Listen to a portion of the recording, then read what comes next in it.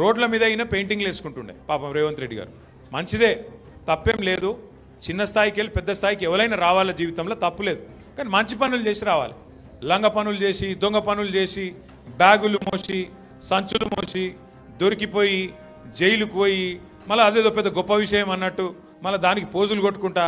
సరే, నీ కిస్మత్ బాగుంది, పేమెంట్ కోటాల ఢిల్లీలో పైసలు ఇచ్చినావు, ముఖ్యమంత్రి పదవి తెచ్చుకున్నావు, అందరికి ఎరికేది. ఇప్పుడు కూడా నెలకు ఢిల్లీ పైసలు పంపుకుంటా పదవి కాపాడుకుంటున్నావు. సంతోషం, నువ్వు కాపాడుకో.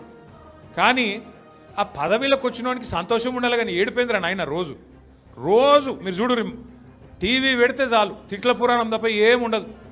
మీరు గట్టిగా అడిగినారు అనుకో, ఏమాయిరా భయ్ 2500 ఏడు ఉన్నాయని చెప్పి మీరు అడిగినాక ఆడపిల్లలు పోయి మీ గుడ్లు వీకి గోటీలు ఆడుతా అంటాడు.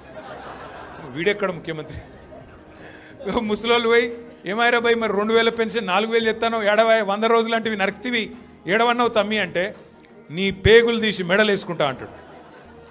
అట్లాగే మన విద్యార్థులు పోయి ఏమయ్యా మరి 2 లక్షల ఉద్యోగాలన్నావు, ఏం సంగతి అంటే నీ లాగుల తొండలు ఇడిచిపెడతా.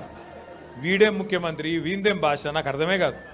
అరే 2 ఏళ్ళకి వెళ్ళి ఏం చేసినవారు అయ్యా నువ్వు అంటే, లాగుల తొండలు ఇడుస్తా, మెడల బేగులేసుకుంటా, గుడ్లు వీకి గోటీలాడతా, నీ అమ్మ నీ అయ్యా గీదా భాష. మాకు రాదా భాష? మాట్లాడమంటావా? హైదరాబాద్లో పెరిగినోని నేను. మాట్లాడమంటే ఉర్దూలా, హిందీలా, తెలుగులా, ఇంగ్లీష్లా